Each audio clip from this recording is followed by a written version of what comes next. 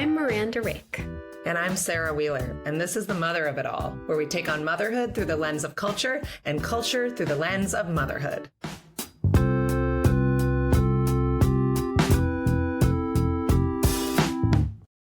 I don't want a lot for Christmas. Just recording a podcast with Miranda Rake. What's up, boo-boo? Oh, well, now my day just got so much better.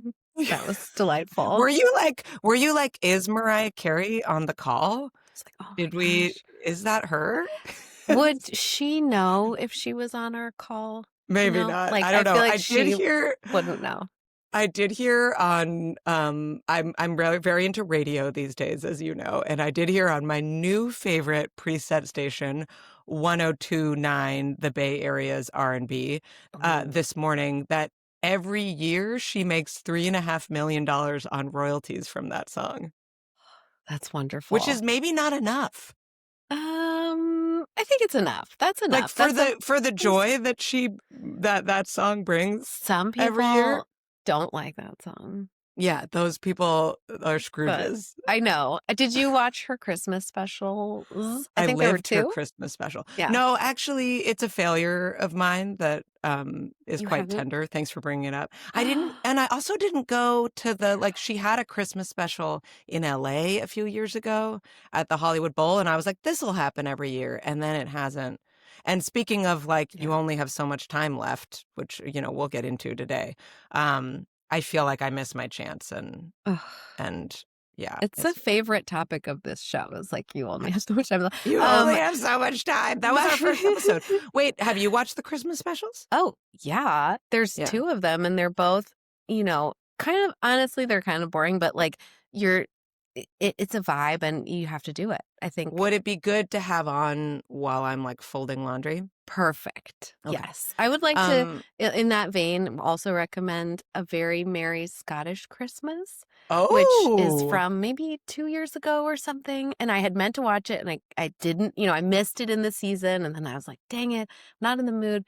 And so this year I was determined. I have not watched any other Christmas movies, but this one pretty mediocre, like Hallmark Christmas movie. And it was like, I watched it with a friend, and I was kind of obsessed with how it didn't do anything that you expect a movie to do, like explain why the brother and sister have like a rift. Like it's you just have to accept it, and then they don't appear to actually have one. Like they're having coffee, and it actually looks all pretty functional, but they keep talking about it. They're like, or explanations. Let's just roll with the plot forward. Yeah, the plot is like, that's a generous term for what the movie had. It's like a vibe, and then it had beats, but no plot. Like it was sort of like anyway, yeah. I have a question for you, Miranda Rake. Were there hotties? Are there any hotties? Scotty hotties? Yes, Scotty hotties, but he smiled so much that it became weird. Like I was talking to my friend about why are you recommending this movie? You're basically if you're doing something else and you need a vibe. We're talking about a genre of movie. Yeah. Laundry folding films. Yeah. LFF. Exactly. Or we got the gift Mariah Carey wrapping. holiday. We got A Very Scottish Christmas. I might put. I tried to watch the Alicia Silverstone like Merry Xmas, but it's EX because it's about her ex. I get it. Yeah. And I think my problem was that I treated it like a movie that you would focus on as the only activity. Yeah. And it was not able to. Sorry, have you ever treated anything like that? This is Courtney jumping in. You have not been introduced yet, Courtney. So that was out of. Have I ever paid full attention to one thing? Is your question? Why pick this movie to be the very this first time? One, it's Merry Xmas, and it's going to need all of. That's a complex title. That's right. It's For got once in my going life, on. I was like, Alicia needs me. Yeah. I'm going to tune out everything. I'm not going to sing during this movie. Yeah. I'm not going to start a list. You're and like on leave it TikTok somewhere. during Hamnet, but you're like, this one, I'm going to. Hamnet, I was engaged in a full I'm activity teasing. during Hamnet, and it was sobbing uncontrollably. Yeah, that's Well, why that's why I won't be like the seeing movie that theater. movie. Yeah. Because I do. Yeah. I know this isn't true in every situation. God, Courtney's going to really call me on all my shit today. I do have some social skills, some. And so I won't be on my phone in a movie theater. So I love the movie theater because it forces me to pay attention. And you're right. It's not my favorite thing to do. Okay, so before we wrap up our delightful chit chat, We're just getting we've started. recommended so many terrible movies, but I wonder if you have a number one favorite holiday film that you Like actually that you love. genuinely love. Like I should have a quick answer to that. I mean, like, we've talked about Home Alone. We had a great episode if anyone's in the mood to go back and pay half attention to our episode on Home Alone with Nancy Reddy. Which was so good. So I'll always get down on some Home Alone. I don't know. What do you? I mean, I like the classic ones, but I really need to be close to Christmas for that. Like, yeah, it's got to be like Christmas Eve to watch like It's a Wonderful Life. You're not doing that December 10th. No, and I like White Christmas. It's good dresses. It's good like vibes. I like Christmas in Connecticut. It's truly funny. I don't know what you're talking about. What? That sounds like a white Christmas to me. But Connecticut jokes. It for sure is. But Desk Set, Christmas vibe, but not like all the way Christmas. Katharine Hepburn. Oh, these are like old-fashioned. The classic. Deep cuts. Okay. Yeah, I recommend all of these. So I do have a movie Christmas tradition, which is that we try to watch like all the movies from the year that we wanted to that we haven't yet. So it's not Christmas, like the movies aren't Christmas themed, but it is a holiday activity that like me, John, my stepmother gets down on it. My niece is a big, like, it's like who stays up after the family dinner, that little crew.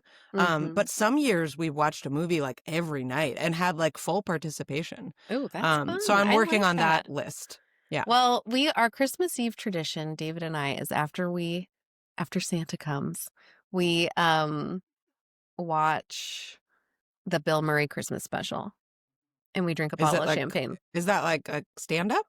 No, it's Sofia Coppola directed.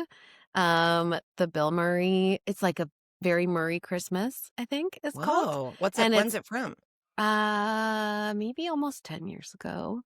It's got her husband in it because he's the Phoenix guy, so the whole Phoenix band, like the little French band. I didn't know what we were talking about. The French Phoenix They're band. in it. Maya Rudolph That is is an in aughts it. throwback. It really is. And Okay. Jason Schwartzman and Rashida Jones. And they're all snowed in at the Carlisle Hotel. And it's their wedding night. And it's Christmas Eve. And you got to watch Wait, it. I'm sorry. Is this real? Like, is this a story? Real. Yeah. Whose wedding night?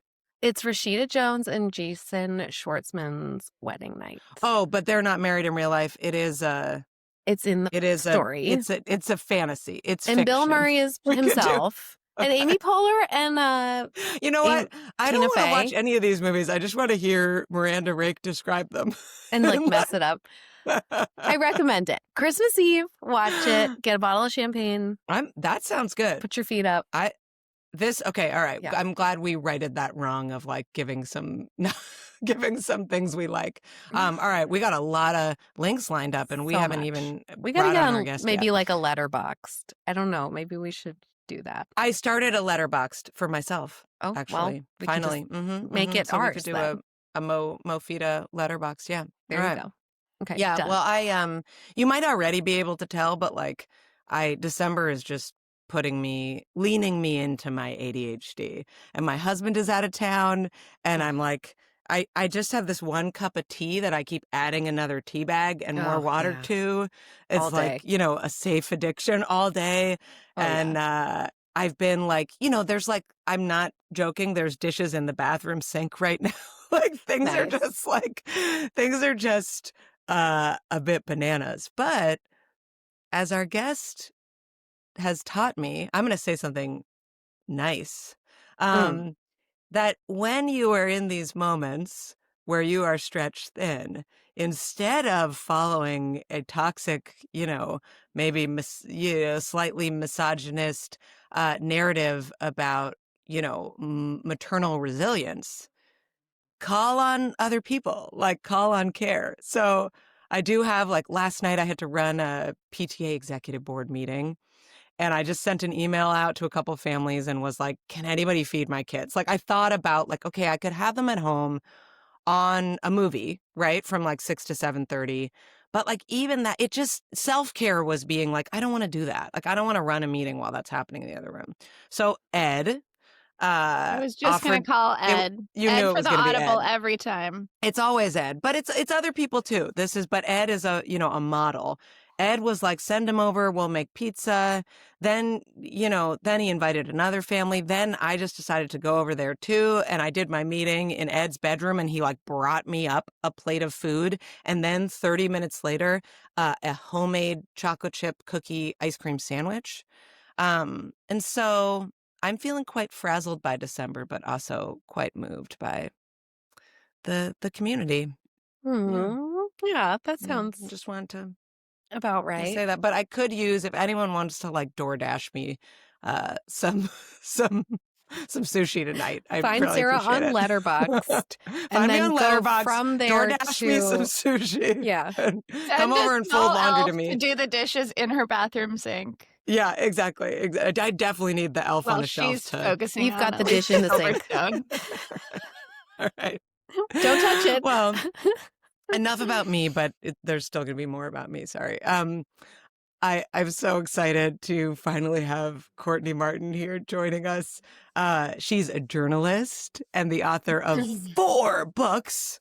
Amazing every time I say it. The most recent of which, Learning in Public, Lessons for a Racially Divided America for My Daughter's School, literally changed my life. She is the co-host of Slate's How To podcast. She's the host of the Wise Unknown podcast, where she gets famous people to introduce her to the most important, not famous person in their lives. She also writes the newsletter The Examined Family, which is a Substack bestseller. Courtney is whatever a dear. The fuck that means. Yeah, well, yes. we recommend it. People Sarah love it. and We I recommend love it, but you don't need our recommendation. Okay. It's one of the popular. 2 that I actually read. Oh, that's so nice. I subscribe to many, but Better it's be like the other one. when that one arrives, I read it. That's something. Which I think Substack folks will know is a big deal. Yeah, that's get a badge for that. Yeah. Courtney is a dear friend to me. And by the end of this hour, if her words and presence are not already dear to you, they will be. Oh, Welcome, man. Courtney. High expectations. Thank you, Dr. Wheeler. I love you so much. I love you. Who's caring for your kids today, who I also love? We are fresh off of a teacher strike. So today's the first day back to school. So Miss Milani, not my favorite human, hopefully not a listener to this podcast, is taking care of Stella. And Mr. Burzon is taking care of Maya. And I will add, since we're going to talk about elder care, that I just visited my dad at the elder ashram where he is in memory care. And a new person named Ivana is taking care of my dad that I hung out with this morning. You know, it really should be who's taking care of your charges or something. But I was thinking on the way, because obviously I'm a listener of the pod, and I was like, I'm going to add in dad where dad is. This is why we need you here. Yeah, that's true. Wow. So Miranda and I are in like what I think I would call like the anticipatory elder care stage. Like when I'm asked that question, I am not thinking right now yet, who's caring for my parents? I have 4 parents, as you know, Courtney. They're all in their 80s. They're living independently right now. Like some of them are even working part-time. But I know from my friends and also like, I watched my parents with their own parents that it's coming. Right. Can you tell us a little bit about how you found yourself like planted firmly in active elder care and, what in this place that we call the sandwich generation? What has your journey looked like? Well, I think the most obvious way to answer that is just that, like, my dad is one of the loves of my life. He's like, he's just one of the loves of my life. So when he started to show cognitive decline, it was actually like over a decade ago. I knew it far before he was ever diagnosed. I just like had a very deep feeling about it. And I actually felt a lot of anticipatory grief back then. It's interesting that you said anticipatory, like caregiving for elders, because I think that's a really important idea, actually. In any case, so I've known for a very long time that my dad's brain was not well. And then he got diagnosed with first, I think it was mild cognitive impairment was the phrasing, which is for most people kind of the onboard ramp to dementia or Alzheimer's. And my mom was taking care of him. They met in 6th grade. They've been married for like 50, probably like 57 years or something crazy now. So my mom was taking care of him mostly full-time, all by herself. And then at some point, my brother and I, brother is also one of the loves of my life that Sarah Whaler knows. He's one of the loves of my life too. He and I were like, we got to do something because mom is like not okay. The caregiving load is so insane. And so we all kind of got on a Zoom and we're like, what do we do? Like, this is no longer viable in this way. And decided to all co-locate essentially in a town where we could live close together. So I live in a house now with my mom, my husband, and my 2 kids. My brother lives 3 blocks away with his wife and 2 kids. The intention was to take care of my dad. That didn't work out as we'd hoped. So we all took care of him for about a year and then had to take him to memory care. Which has been actually like a very beautiful transition in so many ways, obviously painful also. But so it was like in terms of this anticipatory framework, like it was sort of long and painful and sort of slow. Like every time I would visit, my heart would be broken and I would be like, how do I like help them from afar? And like what, my mom would be refusing help. And it just felt really painful to not be able to help. And then it was like all of a sudden I had more opportunities to help than I could ever possibly want / just total crisis on my hands. So it really felt very feast or famine in that regard. Can you talk a little bit about that? Because in reading your work too, I mean, change, like moving, is so big. I mean, that's so big. And you have kids. I forget how old your kids are again. But they're now 12 and 9. Yeah. So, I mean, to make that decision to uproot them, and I mean, it's just, it must have been a huge thing to weigh your responsibilities to your kids, what it will do to them, to uproot them from a familiar community, replant them while you are shifting your focus. Also, I mean, it's a lot to hold as one person. And I'm curious, was it a hard decision?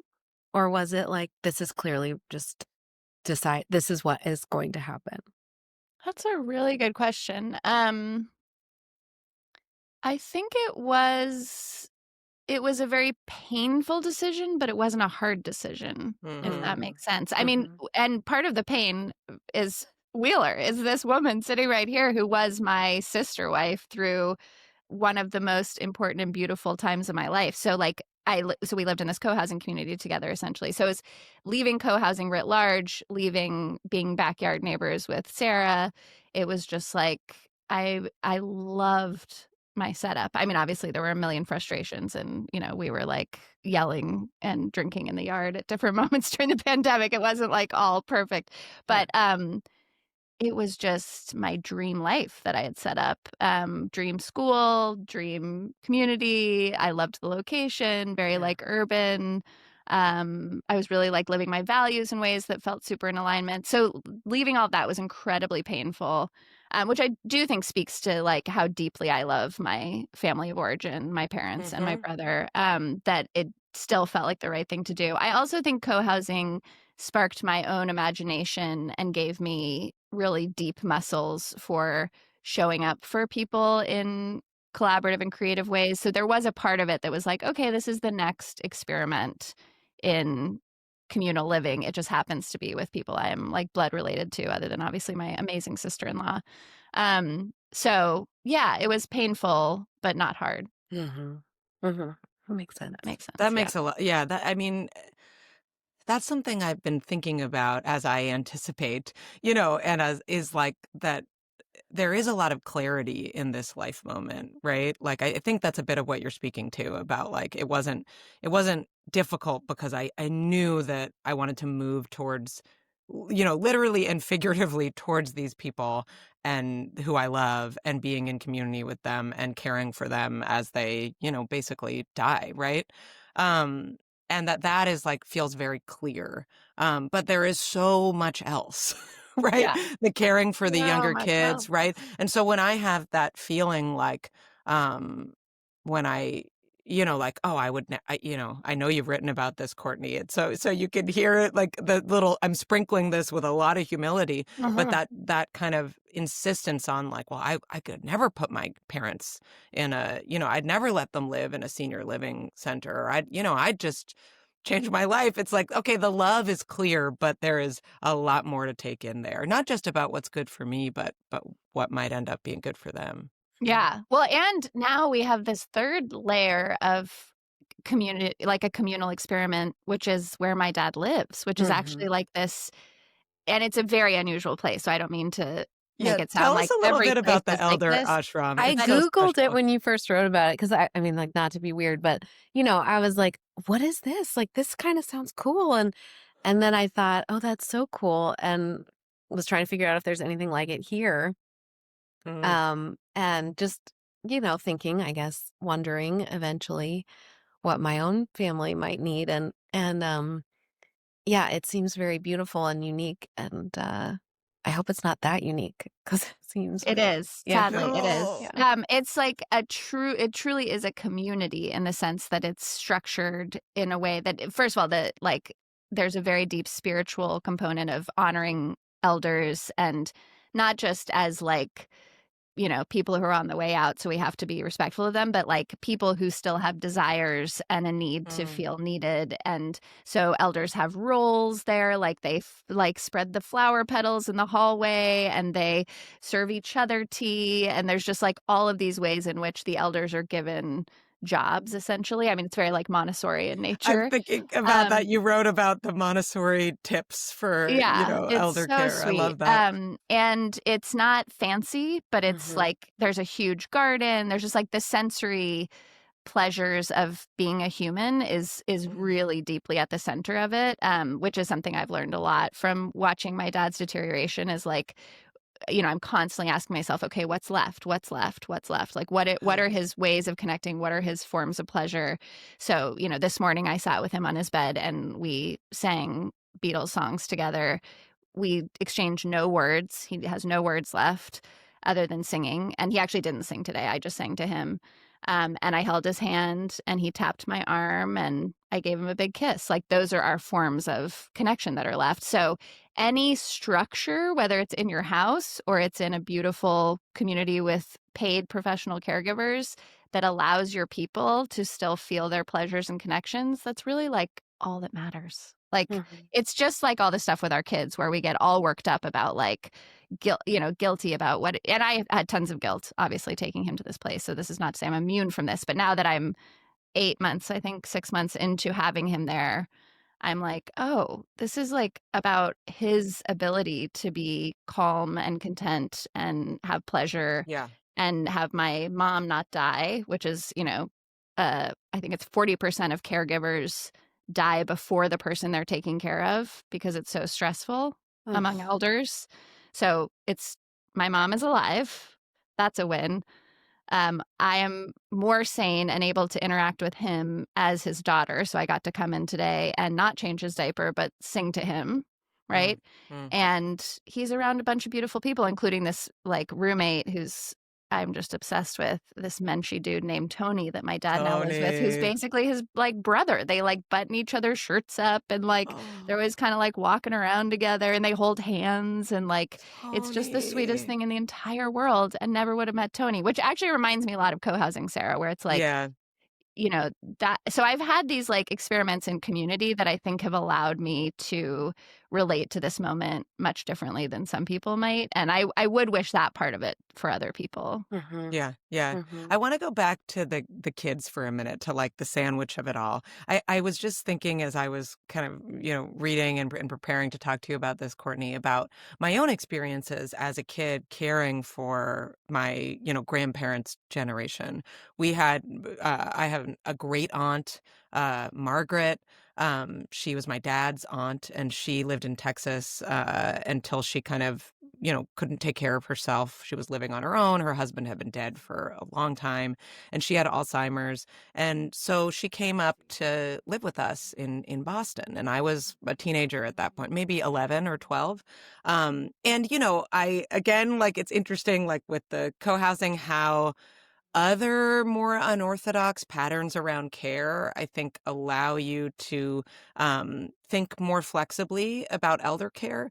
Because I grew up in this, as the two of you know, this kind of rambling home with a bunch of apartments, and there was flexibility there. So we had an apartment that Margaret came to live in.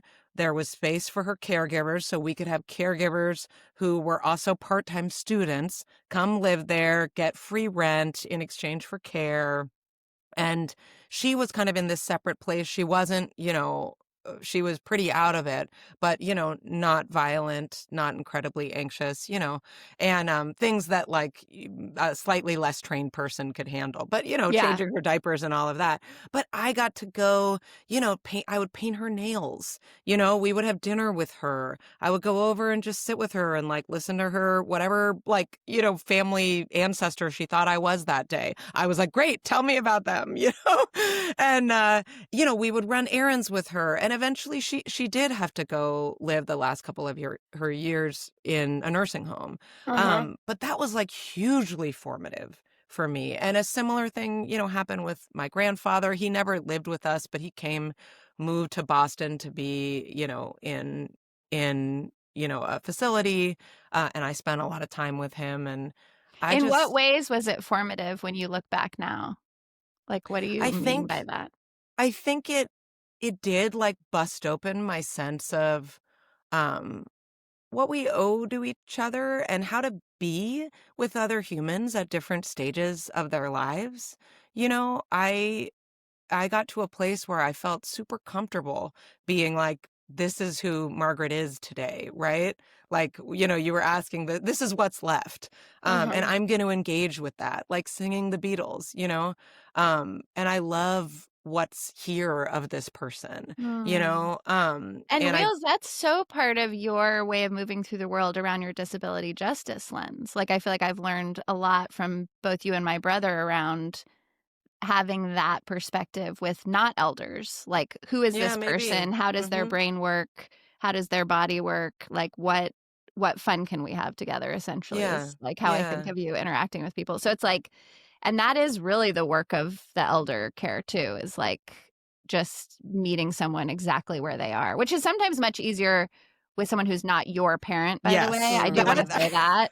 Because today was a good day, but I have a lot of visits with my dad where I'm just fucking crushed by the grief of it. Yeah. But I could interact with 3 other people in his community and find total delight in it. So just want to sort of caution that like it is much it's harder a little with your own cleaner parents. when you're like my grandpa was always an old dude singing, singing weird songs and talking about Russia. Well, I know you've written about kind of being, I think this is one of your gifts to the world, is like super honest about what it feels like has been hard for your kids and your ambivalence about this experience for them, but also what you think it's taught them. Can you talk a little bit about that? Yeah. I think, one of the reasons, Miranda, you'd asked me about making the decision about moving in. One of the reasons, other than just like, my dad being the love of my life, that it felt like not a hard decision, was that my mom is an incredible human. She's like just a wild, brilliant, very I'm like, what is a nicer word than bitchy? She can be really bitchy, which I think she would attest to too. Mm-hmm. But like, she's just like a fucking badass. She's like an amazing person. She is so much of why I am who I am. Mm-hmm. So, and you know, the parts of me that I really like. So I was like, it's going to be great for my girls to get really ready access to this person who is just an absolute one of a kind, and I know has shaped me in such special ways.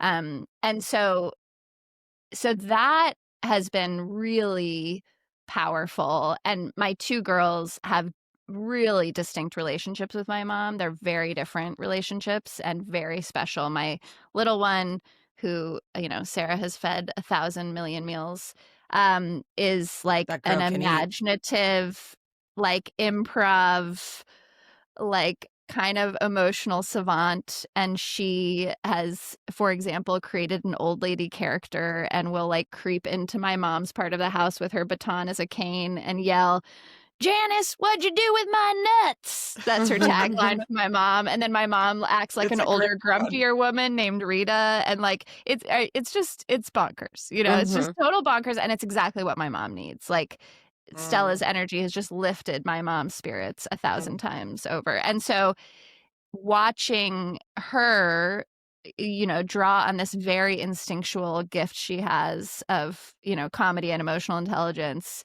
I just like, I know in some form that is going to be part of her entire life. I don't know in what form, but like that is who Stella is going to be in the world in some way, shape, or form. Maybe she would have found it anyway, but she found it at like 7 years old, essentially. And then Maya is, my older one, is much more gentle and quiet, but she has a way of just being so profoundly dignified with my mom. She takes my mom grocery shopping once a week, and she just like is so intuitive about how to help someone who has trouble accepting help in this way that I'm just like, holy shit, like just a real dignity to her that I'm really moved by. So, you know, again, I think that's part of who Maya is. She would have hopefully discovered it in various ways, but it's just like, I think it's these seeds are getting planted so early for both of them of their own capability around showing up for people.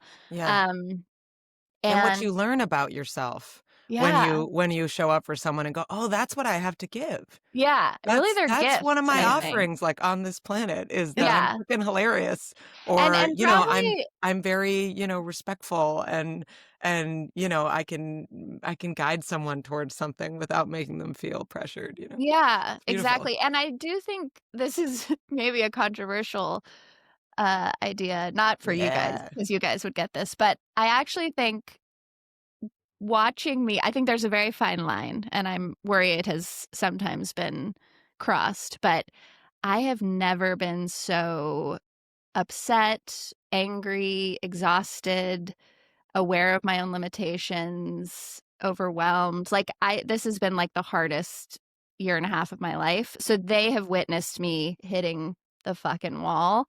And I do think that's probably really healthy for them on some level. Like, again, obviously there's a fine line, like they need a functional, safe mother figure or whatever. But I think I have been so resilient and so flexible. And so, I mean, Wheels knows my vibe. Like I've just, I don't know. I think they've had a sense of me as kind of like the superwoman who, you know, doesn't miss a step to some extent. Like obviously there's been moments when I remember when I forgot them at school that once, Wheels. You were so horrified, and I was like, you've never forgotten your kids. Oh my God, they never stop talking. But this is what I mean, actually, is like I have dropped so many balls in the last year and a half, emotionally and logistically. And I think that's probably actually really good for them to just be like, oh, mom's a person. And like I get to be a person. And I guess I hope they take away that womanhood is not about just like being perfect all the time. Well, you know, that's a big point because I have a lot of fear of that. It's come up before on the podcast talking about like illness, where I really hate, like I dread being sick because I don't want to be like not what they want me to be. Like I don't, you know, and I hate, and then I've been examining that more. You know, when they're babies, it's really scary because they don't understand and you feel like frustrated and you have to let someone else do it and they're going to do it wrong, or they'll mess up your sleep training and then you'll be handed a baby that can't sleep anymore. There's a lot of anxiety. And then now that my kids are a little bit older, I'm trying to rejigger my thinking and sort of like even just this cough that I've had. My kid has been really impatient. I think the holidays, they're all kind of jacked. And to say the least. I asked Max the other day, like, why he was having trouble getting along with his sister. And he was like, well, Christmas is in 15 days. He was Yeah. like, it's pretty stressful. And I was Griffin like, said oh, I that. did not realize you were Did he like, really say yes, that? he really Yes. said that. So yes, They're on the yes, same ma'am. page. Good job for our sensitive boys for knowing themselves. Because last night, and sitting in my lap at bedtime, Griffin had written "My mom hates me" in his notebook. And I was like, Yeah. okay, well, I this get is that a lot, by the crushing, way, and I'd from like to talk Ramona. about it. Yeah.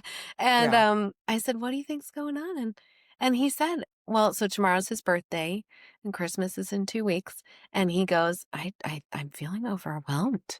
Christmas is a lot. And I was like, it is. It really is. And he's just a little chill Sagittarius. Those guys like to just doesn't chill. want it. Yeah, he doesn't want, and um it's it was funny because it was such a nice opportunity to say, it's a lot for grown-ups too. Like Yeah. a Yeah. lot. We like it and we're also And, counting the and maybe days. my cough is a little bit of a sign of that. And you should Yes. accept And I it. need to take it Yeah. easy. But it's like making those lines and drawing those lines, it's really hard and it can be scary and it's funny. I mean, we're not here to necessarily dig deep into this, but just to even We aren't? footnote, like, well, there's so much else that I want to get to, but the idea that we don't want to show ourselves to our kids, or we only want to show this one thing, or we really want to be strong for them because they need that and they need that consistency. But then knowing when is it like fine for them actually to see a richer picture, or, it almost sounds like you're using, like, if we're using the sandwich metaphor, like you're having the bread, like your mom and your daughters, like step in and support each other. And in that way that supports you. Like I'm thinking about what they're gaining, even though maybe it is kind of scary to see you in grief. Yeah, I Yeah. think it's important. Yeah. Well, and it works for me the flip side too, which is I would like to, in my delusional state, be the most dutiful, kind, unflappable daughter in the whole world who does everything right. And I've had to be like, Yes. Mom, Maya's gonna have a sleepover with like 6 tween girls, and they're gonna be like painting each other's nails and screaming for like maybe 16 hours. So it's going to be a little loud because we all live together. I think I said that. So it's like, and I need you to just be okay. And my mom, to Wow. her credit, lately has been like, I get it. Let's do it. Whatever. We couldn't do that with my dad. So that was part of the reason we also had to move him out, was he was getting so agitated by noise that the girls couldn't be their full selves. And it was like very confusing. We didn't want to make him feel policed all the time and make the girls feel policed all the time. It was just like, this is not good. Yeah, that So seems like it's coming up against that a was a real line. boundary. Yeah. But with Yeah. my mom being able to be like, I'm not going to make life perfect for my girls, and I'm not going to Yep. make life perfect for my Yeah. mom, and everyone has to be okay with that, has been a real growth curve for me. Wow, Courtney, you're Yeah. blowing my mind with like the layering of, expectations of yourself as a mother with expectations of yourself as a daughter. Yeah. And you're one of the many wonderful women who I think of every time I hear Taylor Swift's eldest daughter song. And I am not I an love that eldest song. daughter. I love I that am, song. And I'm not an eldest daughter either. So what are your practices? Okay, wait, wait, I want to hear about this is the psychology too. And I do this a lot, that I think of you as older because I think Oh, this my is your brother is dynamic, older. right? Yeah. And okay, yeah. So, but I want to be a good girl for my parents. I want to give them what they need. I want them to like think I'm competent too in a different way. Holy moly, that's a lot. So Courtney, Sorry, what Em, are you had your a question. Yeah, like how are you unwinding this? Like what is helping you? Are there, are you like therapy 3 times a week? Are you reading? I know that you I feel like I first encountered your writing in like On Being. Did you do Mhm. some work for that? Yeah, Yeah. I used to have So a I just, that is my connection and my draw to your work, is that kind of spiritual, existential kind of interrogation of your own life and the world around you. And I'm curious, what. Are you praying, Courtney? Are you praying through Well, this? well, yeah, I'm praying. I like to Yeah. make Wheeler uncomfortable and talk about going to church too, so I'll talk Oh, about that a yeah, little you bit. are going to I church. go to church, I go to Oh. therapy, I go to the Little Hill Lounge and have drinks with Wheeler and others, my lady friends on a Wednesday night.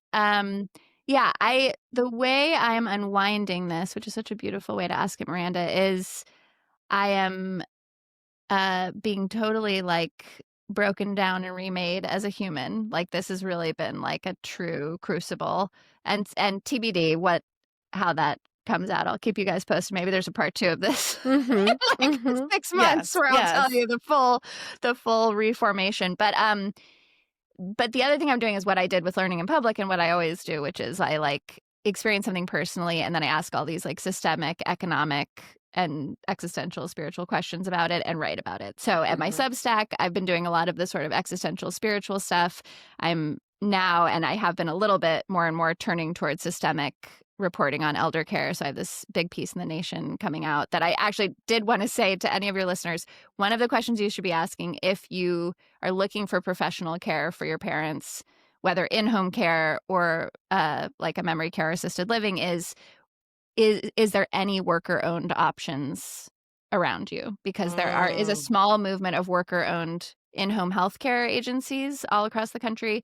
And the place my dad is in, his memory care center, is worker-owned. And I deeply believe it's part of what makes it so special. And I think that, we can talk about sandwich generation caregiving and family caregivers, but we have to talk about professional caregivers. Yeah. And they're paid shit and they have so little agency and they know the most about our beloveds and they're treated with the least respect. And worker ownership is like one of the ways to like win. It's like a triple dignity investment. So that if I could start over, like that would be the first question I would be asking is like, are there worker owned home health care agencies or assisted livings near me? The other thing that was a total gem in our lives till it got shut down was a day program. Day programs for elders of all kinds, but especially people with memory issues, is like just such another beautiful community that someone can be a part of. And then the people in the house can actually get a breath. And there aren't enough day programs. So anyway, I am doing that. I'm like thinking systemically, thinking economically, thinking racially about, what has my family been able to access that other families could and can't, like, because we've had so much economic privilege as we've faced down this journey. And, my dad's elder ashram setting right now, there's, you can be there on Medicaid. We're not on Medicaid. And my mom pays $9,000 a month for his care. Whoa. And that's totally normal.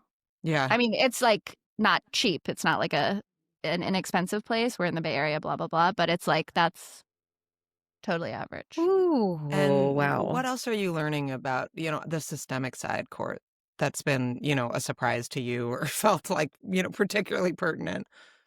It's just, I get why we don't look at it because it's so painful. Obviously, this is like tied up with grief and death and all of the like hardest things in the whole world to talk about, losing the people we love, unresolved relationships, you just like the list goes on and on. But this country just so profoundly disservices our elders. It's like, it's so wild that we do this. And it's a little like, it makes me think of the ways in which, working parents, it's so hard to like figure out advocacy while you're like, flying the plane of raising a child. Right. And then Making by the those time you're out of it, you're PB&Js. just like, oh my God, like I just want to rest now. It's like, I think that, for many people, it's like elder care basically breaks you.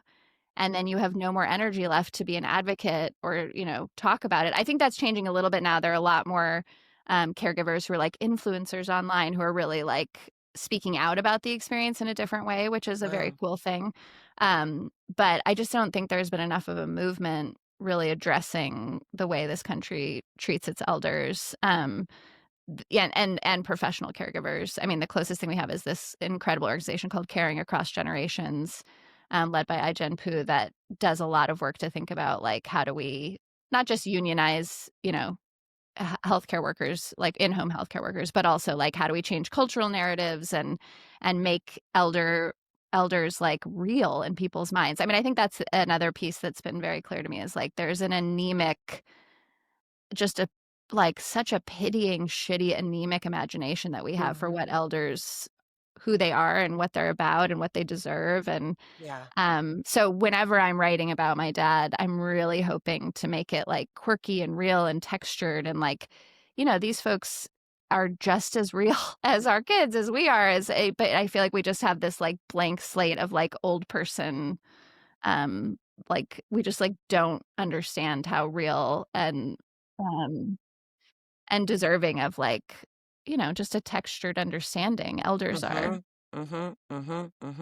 Yeah, yeah. So it's, You like, hard to also care about something politically if you have no imagination for who that human is, you know what I Well, mean? this is what we do in so many sectors of our society, is dehumanize a group so that we can, not care about them and not invest in them, right? Yeah, I mean, Yeah. Court, thinking about you children, elders, and caregivers for both, right? It's Yeah. like when I was um exploring early childhood education, and I've been subbing at this preschool, and the pay is such Yeah, trash. yeah. And you're like, in order Well, to do it, I had to study about like secondary attachments and stuff. And I was like, wow, this is a really, I mean, obviously, really important role. Yeah. And it just wasn't until I was considering doing it that I was like, oh, wow, this is trash. yeah, I had that thought. I was at a elder care facility, like an an old folks apartment building recently, and I interacted with, a caregiver there, an in-home aid person, and I was like, this woman seems like she could not care less about these people and this work. And immediately I was just like, what does she make? Yeah. What does she make? How is she treated? How is she, it's such a whole system. You Yeah. you also introduced me, Courtney, to the term elder care doula. Could you just tell our listeners what that is? I've actually called the elder care doula now. I had a little consult with her, and that seems like a important piece here, is like who's kind of guiding us through this. Yeah. Well, that actually was a guy I'm on a board with. He had lost his wife to Alzheimer's, and we were like on a board call together, and he just like private messaged me. He was like, you have to call this woman because she's saved my life. And that's a whole other really interesting tangent, is male caregivers and the ways in which caring for your dying spouse in like hetero relationships like totally remixes all of like the care assumptions at the last act of a life, is just so interesting when you think about it. Mm-hmm.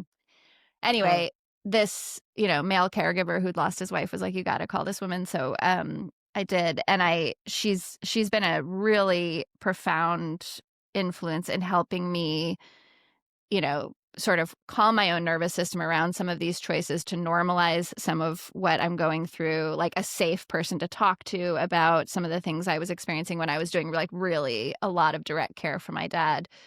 There was, a season when my dad was living with us, and he was incredibly agitated. And it was profoundly painful and upsetting. And it's really hard to talk to anyone about, because it's like, it's just so real, and people Yeah. are just like living their lives, and they're like, how you doing? And you're like, do you actually want me to answer that question? I don't think so.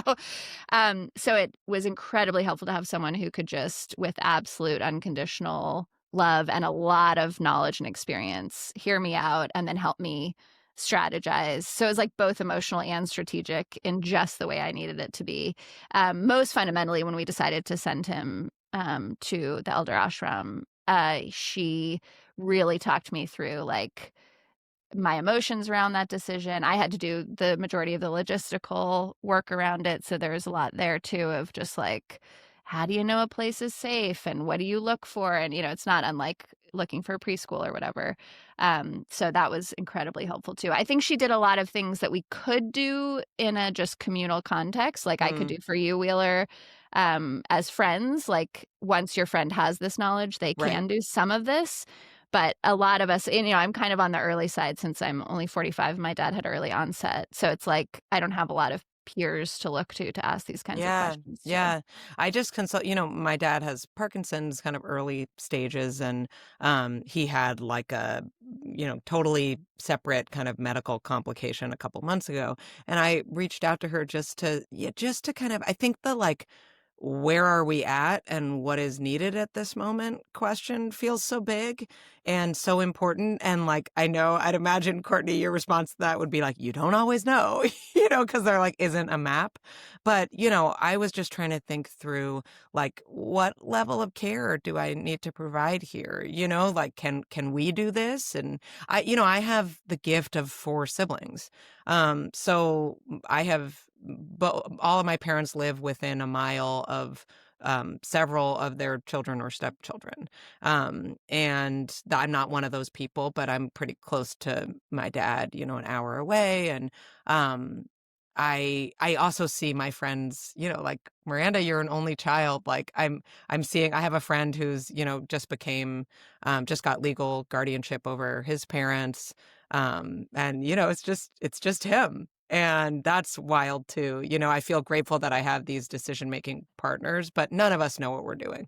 Yeah. I'm so glad you brought up siblings, because actually when we, Sarah and I are in a women's group together, and when we did elder care, one of the things I was most surprised about was how much we talked about siblings. I think that sandwich generation ends up being not just about your kids and your parents, but about your siblings or lack thereof, and your relationships with them and how good those relationships are. And my brother and I have actually just like done a tremendous job working together. I'm like so grateful for the way we've been able to show up for each other, which was not necessarily a given because, like you said, Wheels, you don't know what you don't know.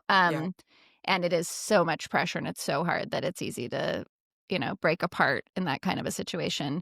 But Miranda, one of my other best friends, is a only child who will be taking care of someone with an Alzheimer's diagnosis. And so she and I have been talking a lot about what that means for her to be an only child. And I mean, a lot of people with siblings feel like only children taking care of someone, to be fair. It's not like a given that you have the kinds of relationships Sarah and I have with our siblings. But I do think it's like a whole different ball of wax to be, and it puts a tremendous amount of pressure on your partner if you have one too, which can be a beautiful thing to come together around, but can also be like, wow, you signed up for a lot.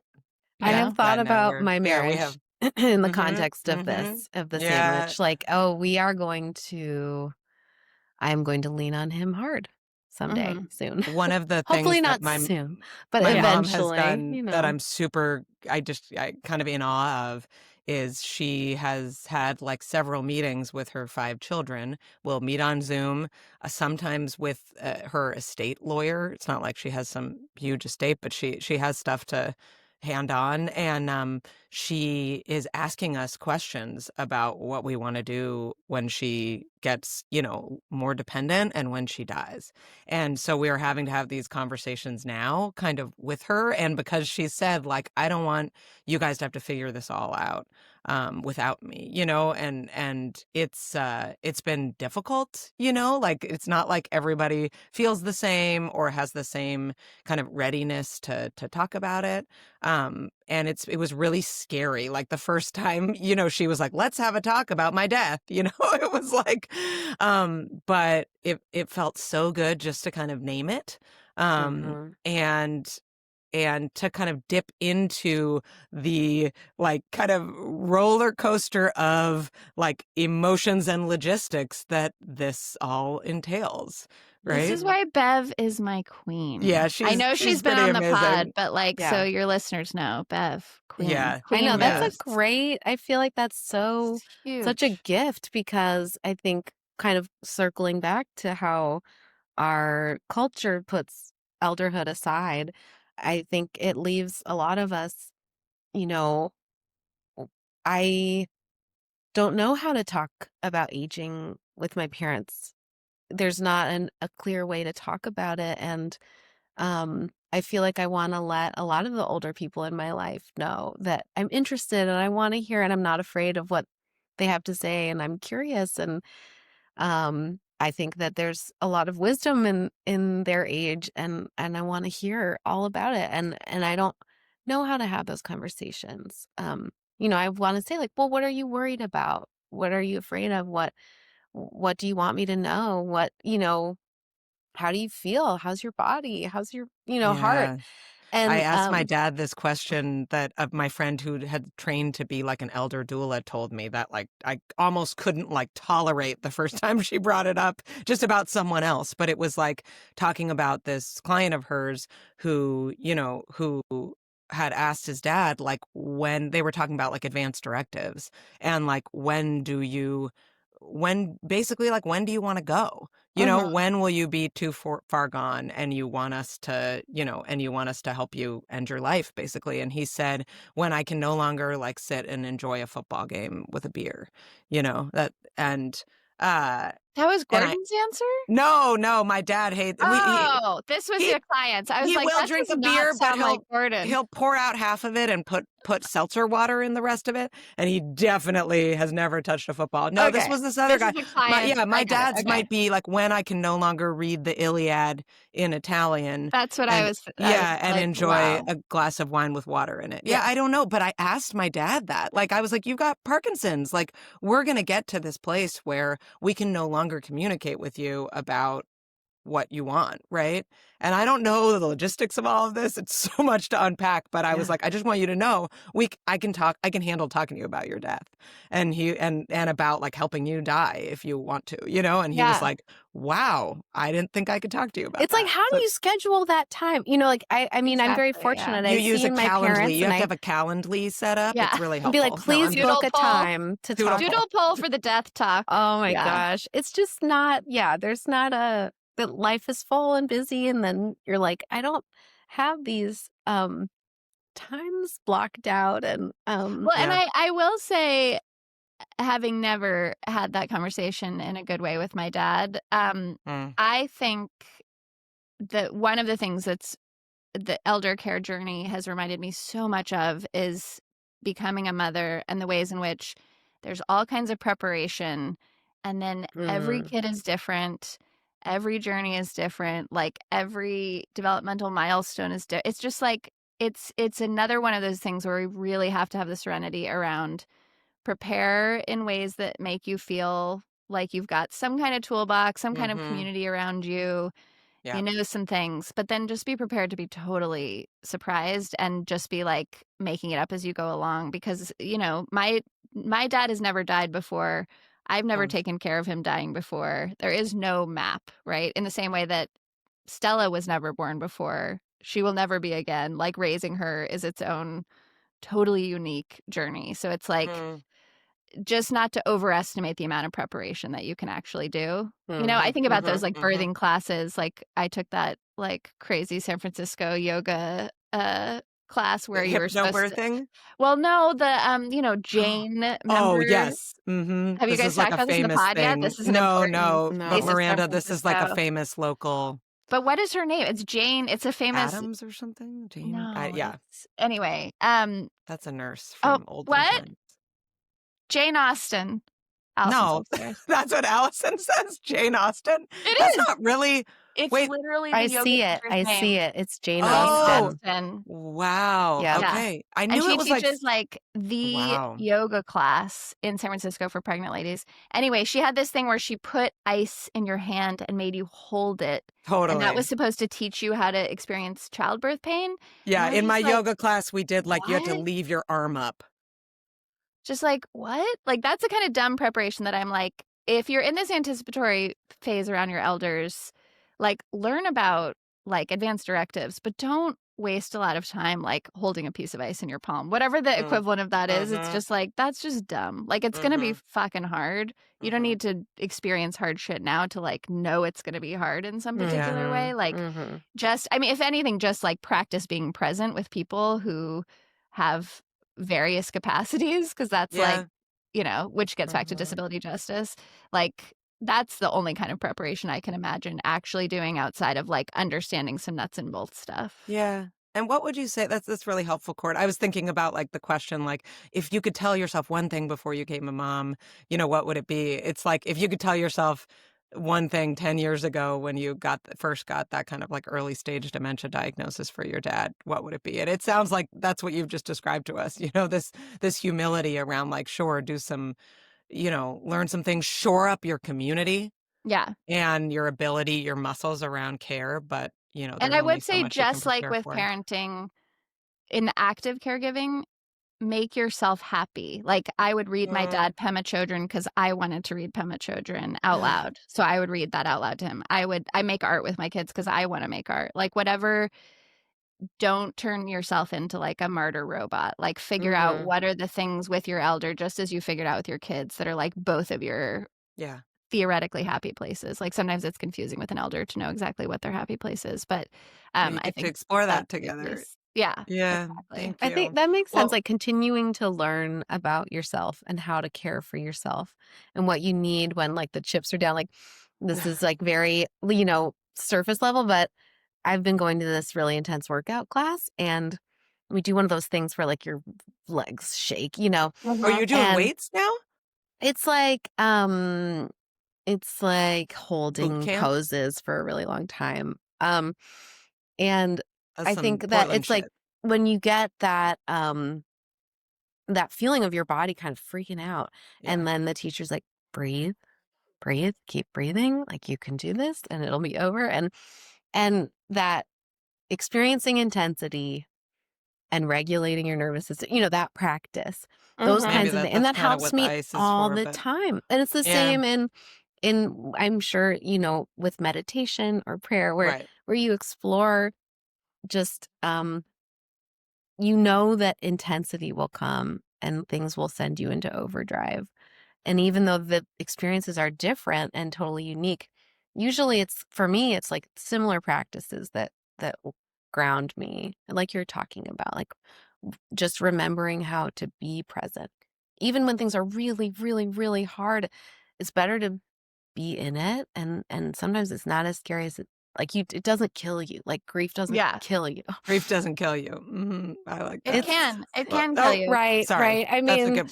Thank you. I'll just say it again. But I yeah. did have a moment when I was with my dad this morning, actually, when I was like feeling really, I think what you said, Miranda, is so wise in the sense that if I am in my own experience of like in this moment, I am playing, a Billy Joel song on my phone for my dad and singing it to him and holding his hand, and his eyes are gently closed and he has a quite content look on his face.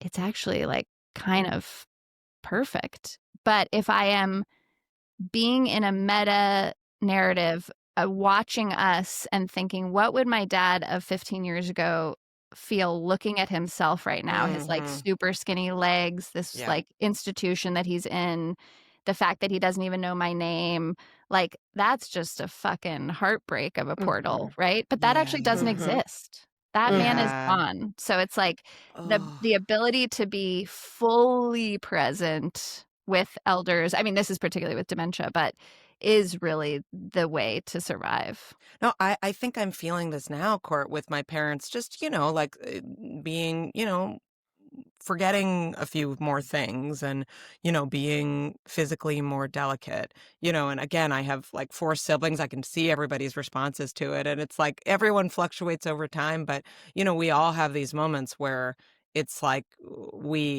I'll get mad, it's like I'm mad that like they were supposed to, do this thing and they forgot about it, or I can't believe they didn't track this. And it's like, I do think that's there's something about what you just said that I'm finding helpful around like, don't go through the portal to like what your expectation about what they're supposed to be like or what they used to be like. That's only going to bring you pain. See what's here, what's left, like you said. Even if that sounds like deficit-y, it's true. It's just like what's left and lead with that and connect with that. Feels like good guidance. Okay. What other, before we let you go, kind of culture recommendations do you have around elder care, memory care, just, Christmas movies, I know you've recommended, I'll just shout out because I know I've seen this for you a lot, and I don't know if you'll remember how brilliant you are and the great recommendations you give, but I know you've recommended On Vanishing by Lynn Castile Harper, Creative Care by Anne Bastings, and Travelers to Unimaginable Lands by Dasha Kuiper. They're all on my list. That one is like, who's the doctor who wrote The Man Who Mistook His Whatever for a Hat? Oliver Sacks. Yes, that one is like Rip. a woman, Oliver Sacks, writing about dementia. It's really fascinating. And a lot of it is about how caregivers' brains are actually the ones that are the most fucked up. And along these lines, because it's like the caregiver brain cannot catch up to the fact that the person has dementia. You keep expecting the person to be able to do the same things they used to do, even though you're the one with the fully functioning brain that knows they have a disease that has damaged their brain. It's such an interesting book. I really like that. That's very nerdy. Yeah, that's the Travelers. Yeah. Wow. And what a title. Am I right? Yeah. Whew. Mm-hmm. Freakier Friday. I've been thinking a lot about Freakier Friday. Dude, that slapped. That movie was great. Oh, there's a lot of old people stuff in there. And it's just made me if I could Freaky Friday with anyone, I mean, there's so many people I would want to Freaky Friday with, but especially my dad. Like, imagine Freakier Friday with your dad who has dementia. What is happening? I'm just dying about using this as a verb. Like, hey, you want a Freakier Friday with me? Dude, Wheeler, I could handle you for like maybe 6 hours. Can we Freakier Friday so you could clean these dishes? I would need out. I'll like, totally go through your wardrobe and cut everything up. That would be wow. Amazing. Yeah, that movie was really fun. Dress me. That you would have so much fun. Oh, wow. You would just cover me in beautiful makeup and like curl my hair in like big ringlets, not like these frizzy There is things. a lot of like funny ageism and then kind of criticism of ageism in that movie, actually, because you've got the grandma switching with the young people. And Jamie Lee Curtis, I mean. Oh, just legend. Yes. Legend. Bev, I put Jamie Lee Curtis and Bev like right next to each other as like a lot true of people goddesses. do. That's a lot of that's major. Yeah. Well, we've got Learning in Public in our bookshop. I highly recommend that book. As I said, it's probably like top 5 most important books of my life. And I know a lot of other parents that would say the same. We do have like this bookshop. If anyone hasn't checked it out, it's the Mother of It All bookshop. We'll link to it. You can see books from all of our guests. You can see our motherhood canon of recommended books. I'd love to. Maybe we can get your elder care canon on there, Courtney. We just also have general book recommendations for novels and the like. And it like gives us a couple bucks or something when you buy a book at no cost to you. That's the rumor. Yeah. Yeah, that's the rumor, but it might never have happened yet. Please, I need to. Our business manager will check on Family one, and it does. Okay. It's like there's a little tiny nest egg for you guys waiting for you to buy. That sounds amazing. I need Merry to Christmas, Tubbs. Purchase myself a box of See's candies this holiday. And we've linked to Courtney's wonderful Substack and some of her other published pieces on care in the show notes. Courtney Martin, we're so blessed to have had you today. This is the best. I've been listening to the pod. I can't believe I finally got on this thing. I finally made it, Come anytime. Please come back. You're big. So good to meet you, Miranda. Nice to meet you too. One big shot. I love you, Wheels. Love you. Thank you. Bye. Thanks for listening to The Mother of It All. And like my mom always said, don't turn yourself into a martyr robot.